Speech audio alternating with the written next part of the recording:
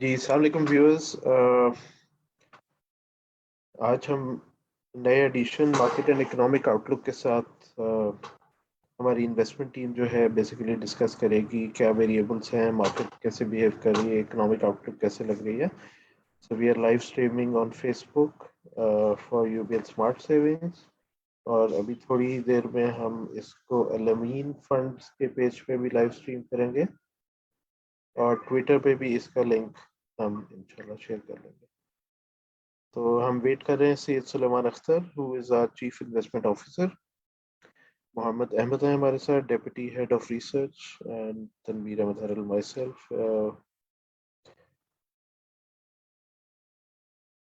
Okay जी, just a minute.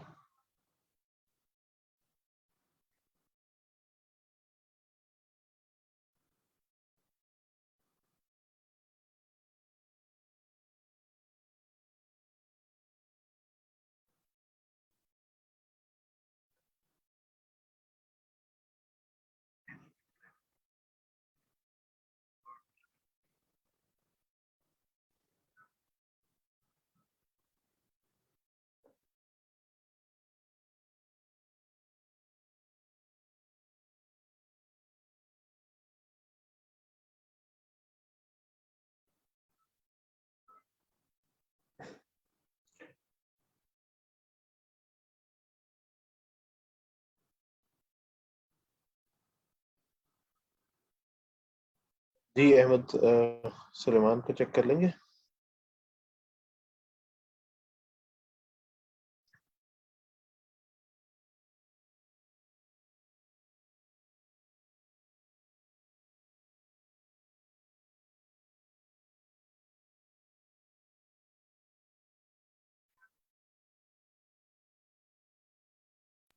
मेरे ख्याल स्टार्ट करते हैं, फिर सुलेमान साहब आ जाएंगे तो ही कुड जॉइन अस मिडवे। जी ओके, चलो ठीक है, ओवर टू यू अहमद। ठीक है। ओके, आज हम इकोनॉमी पे जो बात करेंगे उसमें एक तो जो आईएमएफ प्रोग्राम भी हम जो दोबारा से रिज्यूम हुआ है उस पर बात कर लेते हैं, और उसमें जो कुछ हाइलाइट्स हैं उसकी वो डिस्कस कर लेते हैं। तो ये है कि आईएमएफ ने जो है हमारा जो प्रोग्राम था उसको रिज्यूम कर लिया है। कुछ उसकी प्री कंडीशंस थी वो हमने मीट कर ली हैं। तो अब थोड़ा सा ये मॉडिफाई भी हो गया है प्रोग्राम। इसमें जो पैसे बच गए थे वो हमें बिलियन डॉलर मिल गए हैं, बाकी 3 बिलियन डॉलर रह गए।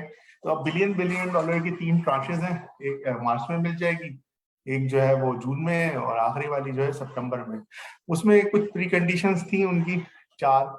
उसमें एक तो ये था कि मॉनेटरी पॉलिसी थोड़ी सी टाइटन करनी है, वो भी हमने कर दी। इलेक्ट्रिसिटी टैरिफ थी, उसमें एडजस्टमेंट थी, वो भी हमने कर ली। स्टेट बैंक में एक्ट में चेंजेस थी, वो भी कर ली। ठीक है। और थोड़ी सी सप्लीमेंट्री बजट हमने कुछ मेजर्स लिए थे, कुछ जो एग्जाम्पशंस हैं वो खत्म कर दी थी। उसके बेसिस पे जो है ना हम लोगों का प्रोग्राम रिज्यूम हो गया है। बट ये प्रोग्राम जो है सितंबर तक है, 2022 तक। और आई थिंक उसके बाद जो है ये वैसे ऑफिशियली 2023 सितंबर तक में ये जो है खत्म हो जाएगा, और इसकी सारी हमारी डिसबर्समेंट सितंबर 2022 तक हो जाएगी। बेसिकली इसमें ये देखें, चीज ये है कि इस दफा के प्रोग्राम में आईएमएफ ने जो है काफी चीजें जो है हमारी जो है हाईलाइट भी की हैं। जो हमारी वीकनेसेस हैं उस पर भी उन्होंने काफी बात की, जो हम काफी पहले भी बात कर चुके हैं, जिसमें एक तो फिस्कल वीकनेसेस हैं, फिर हमारी इकोनॉमी जो है उसमें रिफॉर्म्स नहीं हुए हैं। उन्होंने वही सारी बातें की हैं कि यहाँ हमें बहुत जरूरी है करना, और हमारी इकोनॉमी जो है जब तक नहीं करेंगे तो काफी वल्नरेबल रहेगी। तो ये सारी चीजें उन्होंने, ये सारे इश्यूज जो है उन्होंने एड्रेस इसमें मतलब इन सब पे बातें की हैं। बट पॉली क्योंकि प्रोग्राम खत्म हो रहा है तो इसमें इतने अब हमारे लिए जो है ना बेंचमार्क्स ये सारी चीजें नहीं है, क्योंकि वो प्रोग्राम जो 6 महीने में खत्म हो जाएगा तो उसमें कंडीशंस और बेंचमार्क्स नहीं है ये प्रोग्राम में उन्होंने। लेकिन ये चीजें हाईलाइट कर दी हैं। अब ये है कि हम अगर इस प्रोग्राम से ग्रेजुएट कर जाते हैं तो फिर हमारा अपना रिफॉर्म्स एजेंडा होगा। लेकिन अगर हम इससे ग्रेजुएट नहीं कर पाते हैं और हमें दोबारा से यही सिचुएशन एक्सटर्नल साइड पे नजर पे फंसते हैं तो हम एक फ्रेश IMF प्रोग्राम पे जाएंगे, तो वहां वो नई कंडीशंस हम पर मतलब लगा सकते हैं कि पूरा वो नया प्रोग्राम होता है मल्टी ईयर, तो वहां जाएंगे तो हो सकता है मे बी कि हमें फिर नए टारगेट्स मिले। बट यहाँ तक जहाँ तक इस प्रोग्राम की ताल्लुक है, तो हमारे लिए एज सच कोई खास अब टारगेट इसमें नहीं है, क्योंकि 6 महीने में कंक्लूड हो रहा है। उन्होंने अलूड कर दिया है चीजों को, जो वीकनेसेस हैं वो हमारा काम है कि हम उस पर काम कर लेते हैं, या हम दोबारा IMF प्रोग्राम पे जाना पड़ेगा। तो मतलब ये इसमें चीजें हैं कुछ उन्होंने हाईलाइट कर ली हैं कि हमें वही टैक्स टू GDP रेशियो बढ़ाना चाहिए, PSE रिफॉर्म्स करने चाहिए, टैक्सेशन के रिफॉर्म्स करने चाहिए, इन्वायरमेंटल जो हमारे इश्यूज है ये सारे उन्होंने रिपोर्ट काफी बड़ी बनाई है, उसमें कवर किए हुए। लेकिन यह है कि क्योंकि हम उनके प्रोग्राम में ज्यादा दिन नहीं है, तो उन्होंने हमें इसके लिए कोई टारगेट्स या रोड मैप उन्होंने हमें कुछ ऐसा जो है ना डेफिनेटिव नहीं दिया है। अब ये है कि अगर मुझसे पर्सनली पूछते हैं तो द वे थिंग्स स्टैंड, मुझे लगता है कि हमें दोबारा IMF प्रोग्राम पे शायद जाना पड़ जाए, क्योंकि जो रिफॉर्म्स हमें चाहिए वो हम शायद जो है खुद से ना करें, जो मतलब आई फील दैट वे।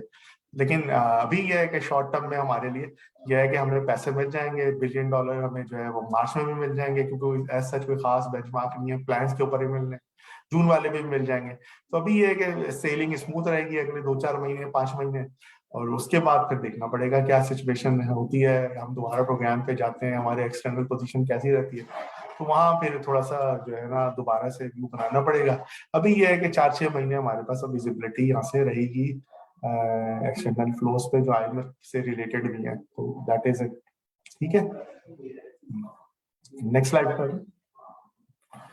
ठीक है, अच्छा इसमें ये है कि थोड़ा सा वही जो चेंजेस हुई है वो अगर बात करें आगे कि सितंबर तक सारी पेमेंट्स हो जाएंगी इसके अंदर, क्योंकि पिछली पेमेंट हो गई थी तो उन्होंने आगे क्लब कर दी है, और पेमेंट अमाउंट जो है वो बढ़ा दी है, डबल कर दी है, तो वो बिलियन बिलियन कितनी ट्रांजेक्शन है वो मिल जाएंगी, तो प्रोग्राम हमारा जो पूरा हो जाएगा। उसमें 2-4 कंडीशन है जो हमें मीट करनी है, जैसे पर्सनल इनकम टैक्सेस की लेजिस्लेशन करनी है वो हम कर लेंगे, क्योंकि जाहिर सी बात है वो सब ये पेपर पे है, अगले साल अग्रीमेंट होगा तो उस वक्त तो प्रोग्राम ऐसे हो जाएगा। तो दैट्स इट फॉर नाउ।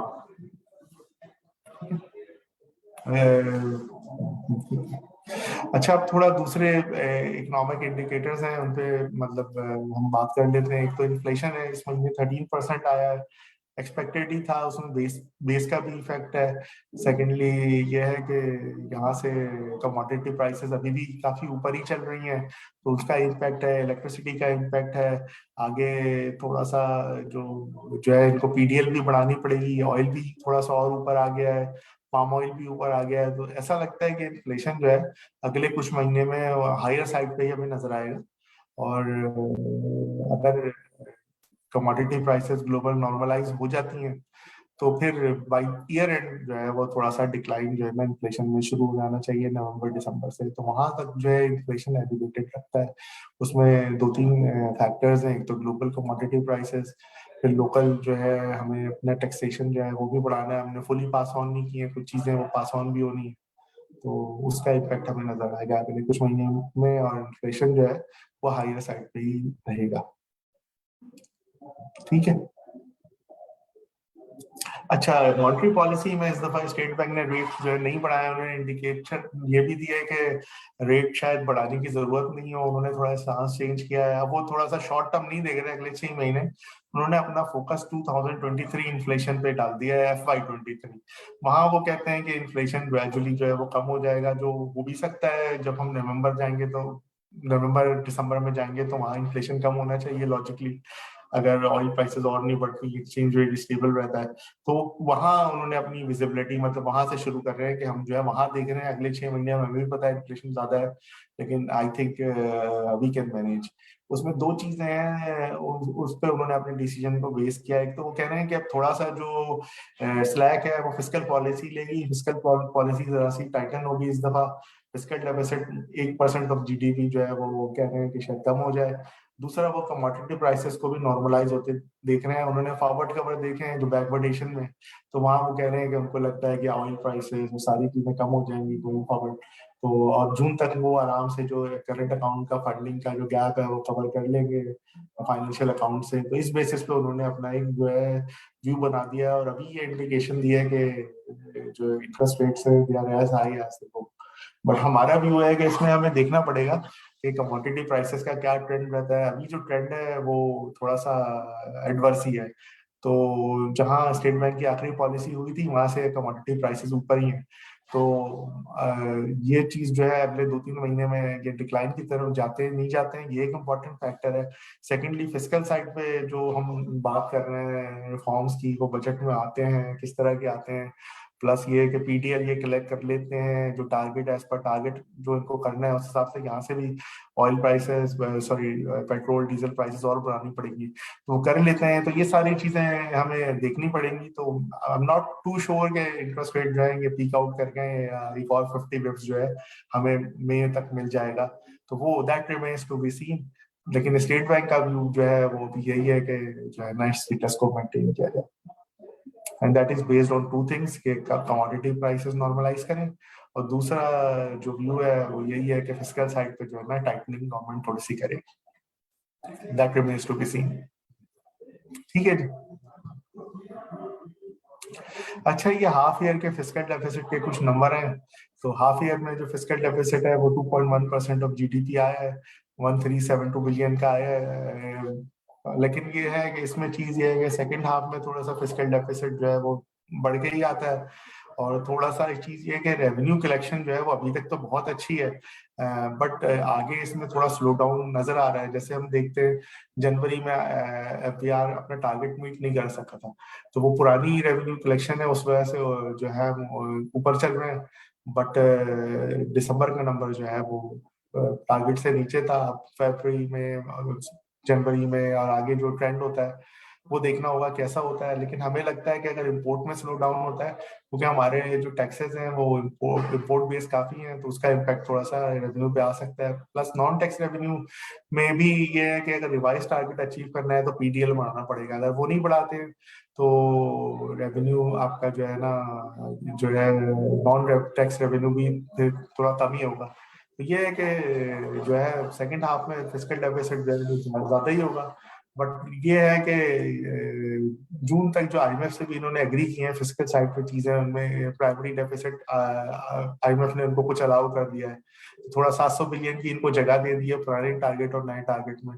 तो आई फील के थोड़ा सा कहीं एक्सपेंडिचर कट करके डेवलपमेंट का और थोड़ा सा प्रोविंशियल सरप्लस किसी तरह से जो है ना अबव टारगेट करके या अराउंड टारगेट करके ये हो सकता है कि फुल ईयर 6 से 7% के दरमियान फिस्कल डेफिसिट भी हमारा आ जाए। उसमें एक बात ये है कि जीडीपी भी रीबेस हो गई है, तो उसकी वजह से जीडीपी का साइज बढ़ गया है, तो deficit as a percentage of GDP वैसे भी थोड़ा सा कम हो जाएगा। जैसे इधर भी तो 2.1 आ रहा है, आई थिंक इसमें जो है वो जीडीपी रीबेसिंग भी है। अगर वो मैं उसको नॉर्मलाइज कर लेता हूँ तो आया ये 15-16% से बढ़ के आता है 2.55 शायद हो जाता है 2.4। ठीक है ना, तो वो वाली चीज भी है। चले ठीक है, आगे अगली स्लाइड पे आ जाए। ये जीडीपी रीबेसिंग है जो हमने पहले भी बात की थी। ठीक है, ये जीडीपी में होता है कि रीबेसिंग होनी चाहिए हर 5 साल बाद। उसूलन दुनिया में भी होती है, हमारे पास ये चीजें टाइम पे होती नहीं है। होता ये है कि बहुत सारी चीजें नई जीडीपी में आ जाती हैं जो क्योंकि वो सर्वे बेस्ड होती है तो उसमें वो कैप्चर नहीं होती है। जैसे जो नई फैक्ट्रीज कहीं लगे हैं, फिर इसी तरह से कोई नई सर्विसेज हो, जैसे आईटी है वो उसका पहले नहीं होती थी, अब उसका एक शेयर है जीडीपी में। तो ये सारी चीजें कवर नहीं हो रही होती हैं। तो इन्होंने ये जो है बहुत दिन से ओवरड्यू थी जीडीपी की रीबेसिंग, ये 2005-6 के बाद में हुई थी। तो इन्होंने 2015-16 के सर्वे के बेसिस पे इसको जो है ना रीबेस कर दिया है। तो कुछ नई चीजें आ गई हैं, जैसे जो एक मीनिंगफुल चीज है वो ये है कि जो टेक्सटाइल का वैल्यू एडेड सेक्टर था वो पहले नहीं कवर होता था, तो वो अब जो है अब कवर होगा इंडस्ट्री के अंदर, टेक्सटाइल के अंदर वो आपको जो है ना नजर आ रहा होगा, तो उसका वेट आ गया है। सेकेंडली होलसेल रिटेल सॉरी और सर्विसेज के अंदर जो है वो रियल एस्टेट पहले कवर नहीं था सही से, तो वो अब कवर हो रहा है कुछ पहले से बेहतर। तो उस वजह से जीडीपी का साइज जो है रीबेसिंग की बेसिस पे जो है वो बढ़ गया है 15-16% से जीडीपी का साइज आपके। तो वो जो है आपको अब नजर आ रहा है। इस वजह से हुआ ये है कि कुछ रेशोज आपके अच्छे हो जाते हैं, जैसे जो आपका डेट टू जीडीपी रेशो है, क्योंकि जीडीपी का साइज रीबेस हुआ है वो अच्छा हो जाता है, फिस्कल डेफिसिट अच्छा हो जाता है। लेकिन रेवेन्यू कलेक्शन जो है वो रेशो खराब हो जाता है, क्योंकि जीडीपी बहुत और बढ़ गई है और वो रेवेन्यू कलेक्शन उतनी है, तो वो ऐसा परसेंटेज ऑफ जीडीपी आपको खराब नजर आने लगती है, नीचे आपको नजर भी आ रहा है। बाकी ये है कि कहाँ कहाँ जो है ना चेंजेस हुई हैं वेट्स वगैरह में, वो भी आपको जो है वो नजर आ रही है इसके अंदर जो नई एक्सरसाइज में। लेकिन ये कि हैविंग सेड दिस, ये भी सर्वे काफी पुराना है 2015-16 का। अब इस वक्त अगर नया सर्वे ड्यू है 2000 समझ लें 21-22 पे, अगर उस पर जीडीपी रिप्लेस करेंगे तो कुछ नई चीजें हैं जो अभी भी अकाउंटेड फॉर हैं, जैसे शायद मोटरसाइकिल्स जो हैं बहुत बन रही हैं, वो मोबाइल फोन्स हैं, ये सारी चीजें कवर नहीं हो रही जीडीपी के नंबर्स में। तो अब नई जब रिबेसिंग अगर 2021-22 पे करेंगे तो जीडीपी को मैं आई थिंक 5-10% से और बड़ी हमें सब नजर आएगी यहाँ से। तो ये एक्सरसाइज कब होती है ये तो खैर मुझे आइडिया नहीं है, लेकिन ये ड्यू मतलब 5 साल के हिसाब से अगली वाली भी हो गई है। ठीक है। जी, अस्सलाम वालेकुम। इसके अलावा moving on to market outlook, हमने जनवरी में देखा कि जो हिस्टोरिकली जो हैवीवेट सेक्टर कहलाते हैं, बैंक्स हो गया, उसमें फर्टिलाइजर हुआ, उसमें इंक्लूडेड है ईएनपी, इन्होंने निस्बतन बेहतर परफॉर्म किया अपने पिछले महीनों के परफॉर्मेंस से, और they emerged as four top sectors during January. जबकि टेक सेक्टर में हमें नजर आया कि वो 333 पॉइंट्स में नेगेटिव उन्होंने कंट्रीब्यूट किया टू इन बेंचमार्क एसी 100 इंडेक्स। इसमें टॉप गेनर्स में अगर हम देखें तो पावर सेक्टर से जो रिलेट करते हैं हबको, उसने सबसे बेहतर परफॉर्म किया, जबकि बैंक्स में बैंकल हबीब, एचबीएल और एमसीबी के साथ साथ बैंकल फला ने अच्छा परफॉर्म किया ड्यूरिंग जनवरी। जी।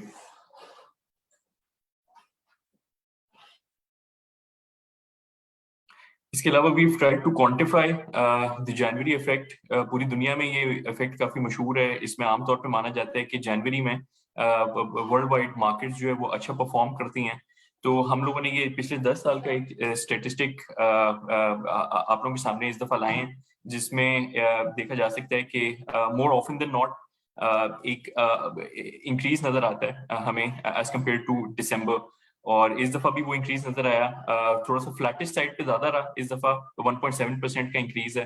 अगर पिछले साल भी कंपेयर करें तो एक काफी हेफ्टी इंक्रीज नजर आया था, 6% का। और इसमें चंद एक वजूहात होती हैं। आमतौर पे दुनिया भर में देखा गया है कि बोनसेस मिल रहे होते हैं एम्प्लॉइज को, और एक लिक्विडिटी इंजेक्शन मिल रहा होता है मार्केट को, जिसकी वजह से एक जो प्राइस है उस वो ज्यादा बेहतर तरीके से ट्रांसलेट हो जाती है। और ये हमें नजर आता है पूरी दुनिया में बेंचमार्क जो भी इंडेक्सेस हैं उनमें, और ये एक बाइस बनता है इंक्रीज का। इसके अलावा ईयर एंड रिजल्ट्स भी होते हैं, तो जो कंपनीज सीवाई बेसिस पर परफॉर्मेंस अपनी देख रही होती हैं, उनके रिजल्ट्स आना शुरू हो जाते हैं, एक्सपेक्टेशन मार्केट की बिल्ड होना शुरू हो जाती है। तो इसकी वजह से एक बेहतर परफॉर्मेंस आमतौर पर देखी जाती है जनवरी में।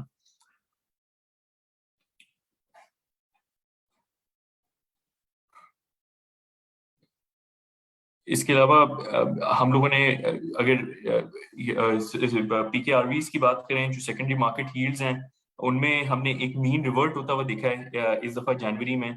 ये अपने हिस्टोरिकल हाइस पे चले गए थे अगर आप दिसंबर में देखें, और जब से जो मॉनेटरी टाइटनिंग की वजह से पॉलिसी रेट एडजस्ट हुआ है, जो उस और सेकेंडरी मार्केट यील्ड्स को भी हमने देखा है कि उन्होंने मिमिक किया परफॉर्मेंस ऑफ जो ट्रेंड डायरेक्शन नजर आ रहा है पॉलिसी रेट में। हिस्टोरिकली जैसे अगर 3 साल की सेकेंडरी यील्ड्स की बात करें तो ये 1% के आसपास रही हैं। करंटली अगर जनवरी एंड तक हम देखें तो ये तकरीबन उन्हीं लेवल्स पे आ गए, जबकि 5 ईयर की तकरीबन 1.5% हिस्टोरिकली मीन बनता है, और ये तकरीबन 1.1% पे आ गया, और 10 ईयर में 2.1% की हिस्टोरिकल एवरेज के मुकाबले में 1.3% पे स्प्रेड बनता है।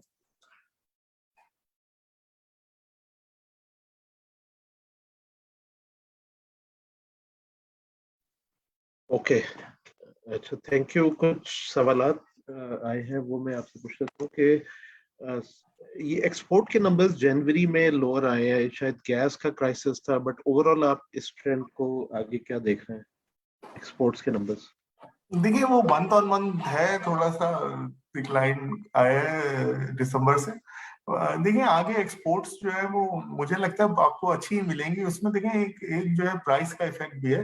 वो ये है कि हमारी जो मेन एक्सपोर्ट्स है वो टेक्सटाइल्स की का बड़ा शेयर है।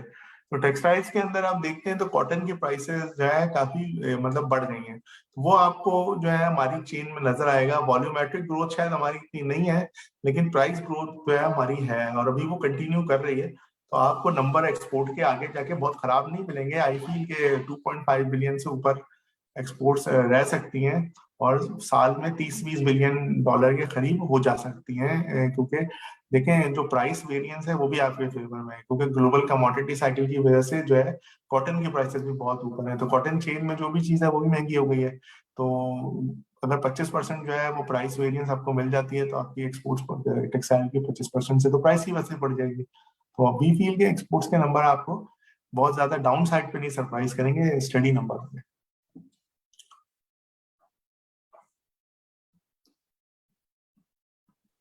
ओके, थैंक यू सुमन। अच्छा, नेक्स्ट क्वेश्चन जो है वो रेट रिडक्शन अभी रिसेंटली अनाउंस किया है प्राइम मिनिस्टर की तरफ से। ये जो हाउसिंग फाइनेंस की स्कीम थी, मेरा घर मेरा पाकिस्तान, उसमें जी तकरीबन तीनों टेनोर्स पे 1% की रिडक्शन की गई है। तो इस पे आपका कोई कमेंट? देखिए, इससे क्या ये बूस्ट जो मिलेगा? स्कीम है ये तो स्पेसिफिक एक जो है ना उन्होंने बनाई है लो कॉस्ट। तो उसमें जो है उन लोगों ने अपनी वर्किंग की थी। तो जो मतलब उनको लग रहा था कि जो प्राइसेस बढ़ वगैरह गई हैं घरों की, उस केस में थोड़ा सा लोगों को, आम लोगों को जो अफोर्ड नहीं कर सकते हैं, जिनकी अफोर्डेबिलिटी थोड़ा मुश्किल है, तो उनको उनकी कॉस्ट को थोड़ा सा जो है ना कम करने के लिए, या जो कंस्ट्रक्शन कॉस्ट बढ़ गई है उसको नॉर्मलाइज मतलब करने के लिए, उसके इफेक्ट को या न्यूट्रलाइज करने के लिए, टू बी मोर स्पेसिफिक, ये मतलब इन्होंने मेजर्स लिए हैं। लेकिन ये एक टारगेटेड मतलब चीज है, तो ये हर एक के लिए नहीं है। जो ये खास एक प्रोग्राम है इनका अपना घर वाला, उसके लिए ये है। तो वहाँ थोड़ा सा क्योंकि कंस्ट्रक्शन कॉस्ट और मतलब चीजें बढ़ गई हैं, तो गवर्नमेंट ने उसका जो इम्पैक्ट है उसको न्यूट्रलाइज करने के लिए जो है ना रेट नीचे कर दिया है। बट इससे इससे आपके ख्याल में इकोनॉमी में, स्पेशली जो कंस्ट्रक्शन रिलेटेड सेक्टर्स हैं, ऑब्वियसली अगर ये लोन्स की ज्यादा इशुएंस होती है, तो इन सेक्टर्स, कुछ सेक्टर्स को बूस्ट मिल सकता है। देखिए, और उसका लिमिटेड बूस्ट तो मिल सकता है, लेकिन देखिए सिर्फ ये ड्राइवर ये नहीं है, इसके अलावा भी है कि जो कमर्शियल मतलब है, कमर्शियल जो डेवलपमेंट हो रही है ना विदाउट दीस इंसेंटिव्स, और प्लस हमारा पब्लिक सेक्टर डेवलपमेंट प्रोग्राम, वहां से भी सीमेंट की डिमांड आती है ना। तो ओवरऑल डिमांड में ये एक पार्ट है जो बहुत ज्यादा सिग्निफिकेंट नहीं है, लेकिन जो है दूसरी जगह पे डेवलपमेंट स्पेंडिंग प्लस ये कि जो कंस्ट्रक्शन हो रही है कमर्शियल, तो वहां पर जो है ना थोड़ा सा स्लो डाउन आ सकता है, क्योंकि एक तो इंटरेस्ट रेट बढ़ गया है, सेकेंडली थोड़ा सा जो है ना कंस्ट्रक्शन की कॉस्ट भी बहुत बढ़ गई है। तो ओवरऑल समझ लें कि दिस थिंग आइसोलेशन में तो पॉजिटिव है, लेकिन हमें ओवरऑल देखना पड़ेगा। तो अभी भी हमें लगता है कि जो है ना सीमेंट या कंस्ट्रक्शन रिलेटेड जो एक्टिविटी है उसके अंदर थोड़ा सा जो है ना सॉफ्टनेस मिल सकती है डिस्पाइट दिस। ओके। अच्छा, नेक्स्ट क्वेश्चन ये है कि जैसे इस स्लाइड पे अहमद ने बताया कि करंटली 10 ईयर बॉन्ड का जो स्प्रेड है अगेंस्ट मार्केट यील्ड, वो 1.32 पे आ गया। तो एक आम इन्वेस्टर के लिए इसमें क्या मैसेज है गोइंग फॉरवर्ड? देखिए, इसमें मैसेज ये है कि गोइंग फॉरवर्ड जो मार्केट है ना, जो मनी मार्केट है या बॉन्ड मार्केट है, वो ये समझ रही है कि इंटरेस्ट रेट जो है ना वो पीक आउट कर गए, और आगे जाके थोड़ा सा जो है ना इंटरेस्ट रेट जो है वो 1 ईयर डाउन द रोड में भी वो कम डिक्लाइन की तरफ हो। तो वो चीज तो आपको इन चार्ट्स में नजर आ रही है। इसमें दो तीन देखें रीजंस हैं। एक तो हर देखें लिक्विडिटी भी है कि स्टेट बैंक ने लिक्विडिटी काफी सिस्टम में डाल दी, बड़े वाले ओमो करके 63 दिन के सिस्टम को लिक्विड कर दिया है। सेकेंडली उन्होंने मॉनेटरी पॉलिसी में लोगों की एक्सपेक्टेशंस थोड़ा सा ये कर मतलब चेंज कर दी, इस तरह के उन्होंने कह दिया कि हमारा एंकर बदल गया है, हम और रेट नहीं बढ़ाएंगे आगे, और आगे आगे जो है ना 1 साल के आगे इन्फ्लेशन 5 से 7% मतलब लगता है मीडियम टर्म में 1-1.5 साल, तो वो हम देख रहे हैं। तो उस बेसिस पे थोड़ा सा लॉन्ग एंड पे लोगों ने कहा कि यील्ड लॉक कर लेते हैं, तो वो लॉन्ग टर्म एलेंट पे थोड़ी सी आपको एपेटाइट भी मतलब फिर नजर आ रही है कि लोग शायद लेने आए हैं बॉन्ड वगैरह, तो वो रिफ्लेक्ट हो रहा है। लेकिन ये एक तो चीज ये है। दूसरी इस चार्ट में एक जो इम्पोर्टेंट चीज है देखने की, वो ये कि जो एवरेज यील्ड स्प्रेड होता था, हम उसके नीचे आ गए हैं। तो यील्ड स्प्रेड रेट से एवरेज जो है वो 3 साल का पेपर या 5 साल का पेपर या 10 साल का पेपर जो एक मेंटेन कर रहा था, लेट से 2% कर रहा था, तो वो अब उससे अब नीचे आ गए। तो वो चीज आपको रिफ्लेक्ट हो रही है कि जो है ना, लोगों की एक्सपेक्टेशंस की बेसिस पे जो है वो लॉन्ग एंड जो है, जो एवरेज जो स्प्रेड होता था, वो हम उससे कम पे आ चुके हैं। मतलब उससे कम पे लॉन्ग लॉन्ग यील्ड जो है, लॉन्ग बॉन्ड्स की या मीडियम टर्म बॉन्ड्स की, वो इस वक्त मिल रही है आपको। तो एक्सेस आपको इसको यील्ड नहीं मिल रही, आपको यील्ड जो है एक्सेस से कम मिल रही है। ओके, तो एक एक इसको आम मानों में अगर मैं इसको ट्रांसलेट इस तरह करूं कि जो बॉन्ड की यील्ड थी और जो मार्केट की यील्ड है उसमें अब फर्क कम रह गया है, तो कंपैरेटिवली अब मार्केट उतनी देखिए, हाँ अट्रैक्टिव हाँ नहीं हाँ रही एज कम्पेयर टू हाँ, बॉन्ड। देखिए हर मैं इस तरह कहूंगा, जैसे पॉलिसी रेट अगर लेट से कि हिस्टोरिकली 8 साल 7 साल पे 7% रहा, और 10 साल का बॉन्ड जो है वो 9% पे रहा। मतलब एवरेज 2% का आपका जो है ना स्प्रेड आपको देता था बॉन्ड। तो अब वो 2% का नहीं दे रहा। जब पिछले दिनों जो इंटरेस्ट रेट बढ़ रहे थे, तो वो स्प्रेड लेट से 2.5% हो गया था कि लोगों को इंटरेस्ट रेट बढ़ते नजर आ रहे थे, तो वो प्रीमियम मांग रहे थे। तो अब वो स्प्रेड अगर 2% था, तो वो 2 के बजाय 1.8 हो गया समझने के लिए। क्योंकि थोड़ा सा लोगों की एक्सपेक्टेशन है, may be 1 year down the road जो है रेट कट हो जाए, या मतलब 1.5 ईयर डाउन द रोड, तो वो थोड़ा सा आपको नजर आ रहा है यहाँ पे कि स्प्रेड अगर एवरेज 2 था, और तो वो आपको पॉलिसी रेट लेट से 7 था, और 9% का पेपर मिलता था आपको लेट से 5 साल का। तो वो अब 9 पे नहीं मिल रहा है, वो 8.8 पे मिल रहा है। समझ लेगी, एक समझने के लिए मैं बता रहा हूँ। तो ये हो गया। ओके ओके, अच्छा मैं वापस, अच्छा ये एक इंटरेस्टिंग इस दफा स्लाइड अहमद ने ऐड की थोड़ा सा, अगर अहमद हमें फरवरी और मार्च का भी ये नंबर्स कोई मिल सके जनरली, क्योंकि जनवरी में अगर ये फिनोमेना है तो इसका इम्पैक्ट फिर हिस्टोरिकली फरवरी और मार्च में क्या आता है? फरवरी और मार्च में, क्योंकि जनवरी इफेक्ट तो मतलब जैसे मैंने पहले भी तस्करा किया कि वर्ल्ड वाइड एक फिनोमेना देखा जाता है कि एक, जैसे मैंने पहले बताया कि लिक्विडिटी थोड़ी सी इंजेक्ट होती है मार्केट में, तो जो प्राइस की ट्रांसलेशन है, जो भी नई डेवलपमेंट हो रही होती है, क्योंकि इसमें एक चीज समझना जरूरी है कि लॉस अवर्जन बाइस के बाइस बहुत सारे इन्वेस्टर्स जो हैं वो क्योंकि अपने शेयर्स नहीं सेल कर रहे होते, तो उससे एक मार्केट में थोड़ा वैक्यूम क्रिएट हो जाता है प्राइस ट्रांसलेशन के हवाले से। तो जितनी लिक्विडिटी इंजेक्ट होती है उतना वो जो प्राइस हमें दिख रही होती है, जो भी डेवलपमेंट हो रही होती है, वो ज्यादा जल्दी ट्रांसलेट होती है। तो वो एक हमें जनवरी में एक हमें यकसा दिखा गया है कि पूरी दुनिया में ये इफेक्ट एक प्ले कर रहा होता है। फरवरी मार्च में हम नेक्स्ट टाइम से स्लाइड जो है वो एक इंक्लूड कर लेंगे, ताकि एक हम ज्यादा बेहतर तरीके से देख सकें। लेकिन अगर कोरिलेशन देखें तो आई डोंट थिंक एक साफ कोरिलेशन हमें दिखेगी। अगर हम दुनिया से भी कंपेयर करें और अपनी मार्केट से भी अगर कंपेयर करें कि फरवरी में किस तरीके से एक रिलेशन बनता है स्टॉक मार्केट की परफॉर्मेंस के। बिल्कुल सही, क्योंकि हमारी मार्केट में जनरली देखा गया है कि फरवरी तक बैंक्स वगैरह के रिजल्ट्स अनाउंस हो जाते हैं, और जिनका फुल ईयर हो या हाफ ईयर हो। सो मार्च में एक हमारी हमारी मार्केट का शायद एक मार्च का फिनोमेना भी इंटरनेशनली भी शायद होता होगा, आई डोंट नो, बट मार्च का एक पाकिस्तान में कंसिडर किया जाता है कि थोड़ा शायद डैम्पनिंग एनवायरनमेंट होती है स्टॉक मार्केट के हवाले से। चले आप वो शेयर कीजिएगा next time, so we look at it. अच्छा एक सवाल और आया है,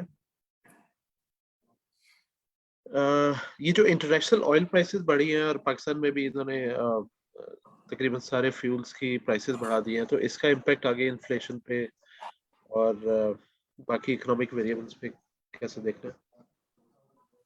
देखिए इसमें दो चीजें, एक तो जो ऑयल प्राइसेस बढ़ाई हैं लोकल, वो अभी भी पूरा पास ऑन नहीं किया है। जो पीडीएल की कलेक्शन अगर इनको 30 पे ले जानी है और जीएसटी पूरा कलेक्ट करना है, तो हम अज्यूम करते हैं कि ऑयल प्राइसेस अगर ग्लोबल यहीं भी रहती हैं, तो आपको यहाँ से 15-20 रुपए कम से कम के अंदर प्राइसेस और शायद बढ़ानी पड़ जाए। एक तो चीज ये है, तो इम्पैक्ट जो है वो आगे भी आपको नजर आएगा। और दूसरा ऑयल प्राइसेस देखें, इसमें ये है कि ये यूक्रेन और रशिया की वजह से थोड़ा सा ये मैं समझता हूँ 90 प्लस हो गया है। अगर 90 प्लस हो गया है, लेकिन जो इस वक्त ग्लोबल डिमांड सप्लाई की हालत है अगर उसको देख लेते हैं तो फिर भी ऑयल थोड़ा स्ट्रांग ही लगता है। मे बी 90 नहीं तो 80 हो जाए तो यहाँ तो लगता है इतना, मतलब हमारा ख्याल है कि मे बी इतना मतलब है कि फंडामेंटल्स पे 80 मे बी 70 टू 80 कहीं यहाँ ऑयल रह सकता है, जिस तरह की डिमांड है ना। अभी थोड़ा सा जो है ऑफ लेट रशिया का इम्पैक्ट भी आया है तो उस वजह से जो है, और शॉर्ट टर्म थोड़ा सा जो है ना सप्लाईज के इशू शॉर्ट टर्म भी कुछ हैं, तो वो भी कुछ चीजें हैं। तो इस वजह से ऑयल जो है इस वक्त काफी स्ट्रांग है। तो मे बी अगर यूक्रेन का प्रॉब्लम हल हो जाए तो शॉर्ट टर्म में ऑयल थोड़ा सा नीचे आ जाए। बट हैविंग सेड दैट उसका लोकल ये डिक्लाइन आपको शायद ना मिले, क्योंकि हमने पीडीएल अभी भी हम शायद 70 रुपए जमा कर रहे हैं ना, तो हमें 30 रुपए तक इसको ले जाना है, तो 13 रुपए यहाँ ऐड करने हैं और जीएसटी हमने 0 कर दिया है। तो जीएसटी 17% अगर हम कर देते हैं तो उसका भी एक बड़ा इम्पैक्ट है। तो अगर ये अपने रेवेन्यू टारगेट्स को इनको मीट करना है तो even if oil comes down to 85 may be और 82, तो ये आपको प्राइसेस ये कम ना कर पाए। तो ये चीज है। दूसरा, अगर यहीं रहते हैं तो अभी फुली पास ऑन नहीं हुआ है, आपको आगे भी जो है ना कुछ इंक्रीजेस लेने पड़ेंगे। तो ये चीज है। अब देखें, अब इसका जो लोकल इकोनॉमिक एक्टिविटी या इन्फ्लेशन पे इम्पैक्ट है, तो देखें ऑयल प्राइसेस का एक डायरेक्ट इम्पैक्ट होता है जो आपको नजर आ जाता है कि पड़ जाती है तो ट्रांसपोर्टेशन में आ जाता है। लेकिन इसका जो है इम्पैक्ट एक सेकेंड राउंड भी होता है जो इवेंचुअली 1 साल के अंदर आता है। वो इस तरह से आता है कि ट्रांसपोर्ट महंगा आ जाता है, तो जो चीज आ रही होती है वो भी महंगी हो जाती है। लेट से अगर गाँव से कोई फ्रूट्स आ रहा है या कोई भी चीज आ रही है तो जाहिर सी बात है वो गाड़ी पे आता है, तो गाड़ी की कॉस्ट बढ़ जाती है, तो वो इवेंचुअली जो है ना जो चीज लेके आ रहा है वो भी महंगी हो जाती है।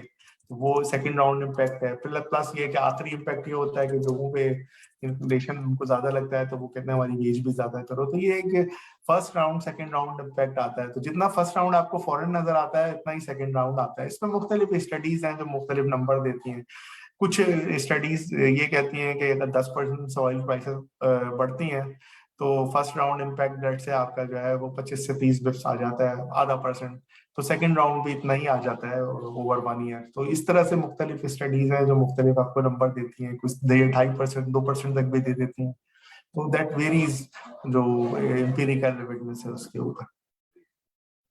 बट ये है कि अभी ये वाली जो ऑयल की इंक्रीज है ये आपको अभी इकोनॉमी में दूसरे प्राइसेस में अगर ये 12 रुपए पड़ गए हैं, लेट से एक और 12 रुपए पड़ जाते हैं, तो उसका इम्पैक्ट आपको अगले 4-6 महीने में नजर आने लगेगा दूसरे प्राइसेस में, कॉस्ट ऑफ प्रोडक्शन और इन सब चीजों सवाल में। अभी पॉलिटिकल फ्रंट पे काफी नॉइज बढ़ गई है, तो उस हवाले से क्या देख रहे हैं, और मार्केट क्या अभी जिटरी है इस हवाले से या कंफर्टेबल है? मार्केट डेफिनेटली जिटरी है। देखें क्योंकि विजिबिलिटी नहीं है अभी भी ना, थोड़ा सा पॉलिटिकल आपको there will be Long March Peoples Party वाली इसमें फरवरी में, फिर मार्च में भी एक और हथरने की बातें हैं। वैसे अपोजिशन जो है थोड़ा फिर दोबारा से यूनाइटेड हो रही है कुछ चीजों पे। नो कॉन्फिडेंस मोशन में कराची में जैसे थोड़ा सा आपको दोबारा से लगता है कि पुराने प्लेयर्स हैं वो अपनी जगह बना रहे हैं। तो पॉलिटिकल सिचुएशन जाहिर सी बात है कि थोड़ी सी जो है ना इतनी सर्टेन नहीं है। एंड इसके साथ इकोनॉमिक सिचुएशन भी जो है हमारी थोड़ी प्रिकेरियस है, क्योंकि हम लोग नेट कमोडिटी इंपोर्टर हैं, तो कमोडिटी प्राइसेस ऊपर हैं तो उसका इम्पैक्ट है। फिर मोर इम्पोर्टेंटली हमारे पास हमें रिफॉर्म्स जो है ना वो नजर नहीं आ रहे। जो अभी 3.5 साल पिछले पीटीआई की गवर्नमेंट है तो उसमें रिफॉर्म्स कहीं पे भी नजर नहीं आ रहे हैं। जैसे इलेक्ट्रिसिटी के केस में मैं आपसे बात करूंगा, तो जो रिफॉर्म्स होने चाहिए थे कि हम अपनी लाइन लॉसेस को बेहतर करते, हमारी कलेक्शन को बेहतर करते, डिस्कोस को बेहतर करते, प्लस ये कि हम किसी तरह से इलेक्ट्रिसिटी की डिस्ट्रीब्यूशन में और इलेक्ट्रिसिटी जनरेशन में पैकिंग ऑर्डर को जो है वो मेंटेन करते हैं, एफिशिएंट प्लांट को चलाते हैं, प्लस ये कि एक्सेस कैपेसिटीज हैं उनकी यूटिलाइजेशन को बढ़ाते हैं, जिससे हम कहते हैं डिनोमिनेटर को मूव करना। तो ये सारी चीजें इन्होंने नहीं की हैं, उस पे they have fallen short. What they have done is के टैरिफ बढ़ा दो बस, तो they are just increasing tariffs. तो उसमें कोई रिफॉर्म्स इन्वॉल्व नहीं है। वो तो किसी को भी बोलेंगे तो वो टैरिफ बढ़ा देगा, तो टैरिफ इतने बढ़ा दिए उन्होंने कि उससे लाइन लॉसेस और बढ़ जाएंगे और लोग परेशान हो जाएंगे। तो इसी तरह से अगर मैं आपसे बोलूंगा टैक्सेशन रिफॉर्म्स, तो अभी भी वही था कि वो 3 मिलियन फाइलर हैं उसमें से 2 मिलियन ऐसे भरते हैं, 1 मिलियन लोग टैक्स देते हैं, उसमें वही करोड़ रुपए की इनकम से ज्यादा जो है वो 5,000 लोग हैं। जो लोग घूम रहे हैं वो वैसे ही घूम रहे हैं। एग्रीकल्चर में कोई टैक्स पहले भी नहीं देता था, अभी नहीं देता। होलसेल रिटेल में कोई पहले भी टैक्स नहीं देता था, अभी भी नहीं देता। और इसी तरह से रियल एस्टेट में ना कोई पहले टैक्स देता था ना अब देता है। ट्रांसपोर्टेशन के अंदर ना कोई पहले टैक्स देता था ना अब देता है। तो रिफॉर्म्स तो कहीं पे भी नहीं हुए हैं ना। तो इकोनॉमिक रिफॉर्म्स नहीं हुए हैं तो विजिबिलिटी कैसे होगी? तो 3.5 साल में पीछे अगर मुझसे कोई पूछता है तो I have seen no progress on that front. तो इसीलिए मैक्रो इकोनॉमिक विजिबिलिटी भी आपको नजर नहीं आती है इतनी, और पॉलिटिकल तो आपने बोली है। तो इसी वजह से मार्केट थोड़ा सा जो है ना वो कैप्ड है। ओके, अच्छा, अब ये कुछ फेसबुक पे सवाल आया है, does POL prices have effect of Russia Ukraine stand of? तो इसका मेरे ख्याल आपने जवाब दे दिया। एक सवाल आया, in your view which sector will perform better in second half 2022, शायद उनका मतलब है। देखिए, इस पे इसमें अगर आई फील के इसमें थोड़ा सा डिफेंसिव स्टोरीज, जहाँ पर डिविडेंड यील्ड अच्छी है, डिमांड के मसले नहीं है, आगे प्राइसिंग पावर है, वहां देखना चाहिए। फर्टिलाइजर सेक्टर फॉर वन सही लगता है। प्लस ये है कि बैंक्स भी ठीक हैं, और ईएनपीज में ये है कि हमारी इज गुड, उसके कैश फ्लोज का मसला नहीं है। बाकी जो हमारे दो बड़े प्लेयर हैं ओजीडीसी पीपीएल, वो उन्होंने बहुत ही अंडर परफॉर्म किया है। वहां अगर गवर्नमेंट गैस सर्कुलर डेट को रिजॉल्व करने के लिए कोई मेजर लेती है, इनके पैसे जो फंस गए हैं सिस्टम में 700-800 बिलियन रुपए, इनको रिलीज करती है, तो there we can find very good values. इसी तरह आईपीपीज में भी अगर पेमेंट्स उनको मिलती रहती हैं तो वो परफॉर्म करेंगे। लेकिन ये है कि जो बिल्कुल अल्टीमेट मैं कहूँगा डिफेंसिव अच्छे सेक्टर हैं तो फर्टिलाइजर इज वन। एंड अगर मैं ईएनटी स्पेस में देखता हूँ तो मारी एंड पापो वो बेहतर लगते हैं। बाकी ये है कि ओजीटीसी पीपीएल में ट्रेमेंडस वैल्यू, बट उसको अनलॉक करने के लिए ट्रिगर चाहिए। ट्रिगर आ जाता है तो मार्केट यहाँ से 5,000 पहुंचो वैसे ही बढ़ जाए, वो चीज है। बाकी ये है कि बैंक्स ओके हैं, बैंक्स की डिविडेंड अच्छी है, ठीक है। तो आई थिंक यहाँ से भी वैल्यू आ सकती है। अच्छा, एक सवाल आया, when can we expect normalisation in backlog of freight industry? देखिए, फ्रेट्स की बात आप कर रहे हैं तो फ्रेट्स के रेट्स में नॉर्मलाइजेशन आ सकती है in beyond June. May be we will see कि थोड़ा सा इम्प्रूव हो जाए, क्योंकि थोड़ा सा ये है कि गूड्स रेट थोड़ी सी नॉर्मलाइज होने लग सकती है गोइंग फॉरवर्ड, जो बहुत बढ़ गई थी कोविड की वजह से। तो वो, और थोड़ा सा टैंकर्स जो है उनकी एलोकेशन थोड़ी सी गलत हो गई, सॉरी कंटेनर्स की गलत हो गई थी, कहीं कोई फंस गया था। तो वो सारी चीजें नॉर्मलाइज हो सकती हैं बियॉन्ड 6 मंथ्स। लेकिन अभी आप समझ लेंगे, क्योंकि हुआ ये था कि पिछली दफा जब डाउन टाउन आया था तो शिप्स वगैरह बहुत सारे उन्होंने जो है वो स्क्रैप कर दिए थे, नई शिप्स इतने ऑर्डर नहीं किए थे, तो वहां पे भी एक थोड़ा सा स्लो डाउन है। तो मे बी 6 महीने आगे यहाँ से रेट कम होने लगे, लेकिन जो पुराने रेट जो हमने देखे थे वो शायद अभी ना आए। लेकिन यहाँ से शायद आपको 6 महीने आगे जो है रेट्स में थोड़ी नॉर्मलाइजेशन मिल जाए।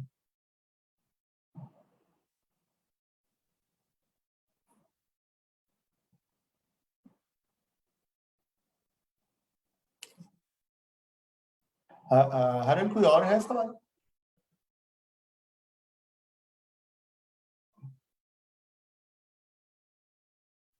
जी सॉरी, मैं म्यूट पे था। एक सवाल आया, what would be the trigger for government to open 15 year bond tenors? 15 year bond का आई थिंक इस दफा हुआ तो है, एज आई नो। मेरे ख्याल 30 ईयर बॉन्ड नहीं हुआ, बाकी तो सारे हुए हैं। नहीं, ये मेरे ख्याल फ्रेश बात कर रहे हैं, फिफ्टीन क्या ईयर बात कर रहे हैं? 15 ईयर टेनर गवर्नमेंट का अभी है ही नहीं। अभी 10 ईयर है, 20 है और 30 है। अच्छा, आप यील्ड का पूरा 15 करने तो की बात कर रहे हैं। देखिए, अब जी ये जी जी। ये थोड़ा सा टेक्निकल चीज है, तो इस पे जाहिर सी बात है मेरे एरिया से थोड़ा सा बाहर है, इस चीज को मुझे भी देखना पड़ेगा। लेकिन यील्ड का बाहर जो होते हैं वो जाहिर सी बात है उसके अंदर पॉइंट्स ज्यादा होते हैं। हमारे लॉन्ग एंड की मार्केट इतनी डेवलप नहीं है, हमारी बॉन्ड मार्केट उतनी डेवलप नहीं है जितनी बाहर होती है। तो बाहर वो ज्यादा पॉइंट्स होते हैं आपको हर मेरे ख्याल जो है है। मेरे ख्याल है ये जो लॉन्ग टर्म बॉन्ड के बायर्स हैं, स्पेशली इंश्योरेंस सेक्टर हो गया या पेंशन फंड्स हो गए, they can actually make a request to government और जो डेट ऑफिस है कि ये 15 ईयर का भी उनकी डिमांड पे शुरू किया जाए। लेकिन वो सिंथेटिक भी कर लेते हैं ना। लेट्स से अगर किसी ने करना है तो 20 साल का बॉन्ड है, उसके 5 साल हो गए जिसकी तो 15 15 साल साल मैच्योरिटी रहेगी। हाँ हाँ। हाँ, तो इफेक्टिवली बट सिंथेटिक ये तो बट ये कुछ कुछ फंड्स होते हैं ना जो बेसिकली उसमें ऑप्शन में ही जाके वो बाय एंड होल्ड करना चाहते हैं एट हाँ, देखिए व्हाटएवर प्राइस। उसमें तो बात ये है ना कि हमारी डेट मार्केट तो ओवरऑल की डेवलप है ही नहीं है, आपको तो पता ही है। तो नहीं, ना कॉर्पोरेट बॉन्ड मार्केट डेवलप है, ना सेकेंडरी मार्केट एज सच है हमारी कोई। हमारी डेट मार्केट्स तो नॉर्मली बड़ी शॉर्ट टर्म है, और वो भी गवर्नमेंट डोमिनेटेड है ना, क्योंकि हमारे पास जो है सारे लोग बैंक से जाके लोन लेते हैं, तो हमारी कमर्शियल डेट मार्केट तो है ही नहीं है तो बहुत ही छोटी है। तो वो तो फिर एक समझ लें कि वो फाइनेंशियल सेक्टर रिफॉर्म्स पे फिर हम आ जाते हैं, तो कोई रिफॉर्म्स भी नहीं हुए तो ये रिफॉर्म्स कैसे हो सकते हैं। बिल्कुल सही। अच्छा, एक क्लैरिफिकेशन मैं यहाँ दे दूं, ये यहाँ पे एक एब्रिविएशन यूज की गई है इस स्लाइड पे, पीआर मींस पॉलिसी रेट। सो ये मार्केट की अर्निंग यील्ड नहीं है, ये बेसिकली पॉलिसी रेट और 10 ईयर बॉन्ड या पॉलिसी 5 ईयर रेट का 3 ईयर स्प्रेड के है, बिल्कुल स्प्रेड्स, बिल्कुल। उसका स्प्रेड है। सो ये मार्केट की यील्ड से इसका कोई ताल्लुक नहीं है, ये मैंने कहा क्लैरिफिकेशन दे दो। चलो ठीक है, थैंक यू सलमान साहब for you a well very informative session. और एक सवाल और के अभी अगर आपने कोई फंड यूबीएल फंड्स की जो अवेलेबल हैं उनमें से कोई पिक करना हो तो which would be your pick? देखिए, मुझे लगता है कि हमारा एनर्जी फंड अच्छा है। मुझे पता नहीं, it's a leap of faith, और मैं दुआ भी करता हूँ। मुझे लगता है कि ये गैस सेक्टर के इश्यूज जो है ना, इनको रिजॉल्व करने पड़ेंगे सूनर और लेटर। अगर ये करेंगे ना तो इसमें बहुत वैल्यू अनलॉक होगी। देखिए, globally if I look at the ENP stocks, तो वो 5-5 गुना बढ़ गए हैं। ये हमारे बेचारे दो जो स्टॉक है ना, ओजीडीसी पीपीएल, ये जो है बढ़ेगी नहीं है। अब मैं इनकी अर्निंग्स देखता हूँ, मुझे लगता है ओजीडीसी की अर्निंग इस साल 30 रुपए प्लस आ जाएगी, तो वो बेचारा 90 से ऊपर नहीं जाता। आपको 33% अर्निंग यील्ड मिल रही है। इसी तरह पीपीएल है, उसकी अर्निंग यील्ड भी 30% है। मतलब मुझे लगता है कि गवर्नमेंट को, अगर गवर्नमेंट इस चीज को, कैश में सर्कुलेटेड बन गया है बिला वजह का, क्योंकि आप जो है चेन में पैसे ही नहीं देते, सिर्फ सब्सिडी देते हैं, पैसे नहीं देते। एसएनजीपी एसएसजीसी जाके वो पैसे आगे इनको नहीं देते। इनकी बैलेंस शीटें जो है ना, वो तबाह हो गई हैं। पैसे अब देखते हैं हम तो वो रिसीव, आपको पीपीएल 80 रुपए का मिल रहा है, 130-140 रुपए उसके फंसे हुए हैं। तो मतलब मुझे लगता है कि ये चीज जरूर इनको रिजॉल्व करनी पड़ेगी, ये या अगली गवर्नमेंट, आई डोंट नो। लेकिन यहाँ बहुत ज्यादा वैल्यू है, तो जब ये अनलॉक होगी ना तो ये डबल हो जाएंगे। क्योंकि ये इस वक्त $80 का, $25 का ऑयल भी इनकॉर्पोरेट नहीं करे, तो मैं आई कैन वेट, और मैं बैठ सकता हूँ। तो मुझे पता है फिर उसमें मारी जैसा अच्छा आइटम भी है, तो मुझे ऐसा लगता है कि फिर दूसरे आईपीपीस भी हैं और भी आइटम्स हैं बहुत अच्छे। तो मुझे लगता है कि अगर मेरे में पेशेंस है ना, तो I would invest in energy fund, और मैं फिर इंतजार करूंगा कि ये चीजें कब सही होंगी। बिल्कुल सही। और एक बस मैं लास्ट में कमेंट ऐड करना चाहूंगा कि यूबीएल फंड्स के बेसिकली 4 मेजर इक्विटी फंड्स हैं। 2 तो ब्रॉड बेस्ड फंड्स हैं, एक इस्लामिक यानी शरिया कंप्लाइंट वर्जन में और एक कन्वेंशनल में, और 2 और सेक्टर स्पेसिफिक फंड्स हैं। One is the UBL financial sector fund, जो currently year to date basis पे उसमें ज्यादातर बैंक्स और फाइनेंशियल सेक्टर के ही स्टॉक्स हैं। तो करंट ईयर पे it's one of the best performing fund. और सेकंड सेक्टर स्पेसिफिक जो है वो अलमीन इस्लामिक एनर्जी फंड है, उसकी परफॉर्मेंस भी करंट ईयर में अच्छी जा रही है। बट ऑब्वियसली जैसे सलमान बता रहे थे कि वैल्यू उसमें अनलॉकिंग का काफी पोटेंशियल गोइंग फॉरवर्ड मौजूद है। चलिए, thank you very much Salman and Mohammad Ahmad. और व्यूअर्स का भी बहुत शुक्रिया। इंशाल्लाह अगले महीने फिर इसी आउटलुक सेशन में दोबारा मुलाकात होगी। Thank you. Thank you ji.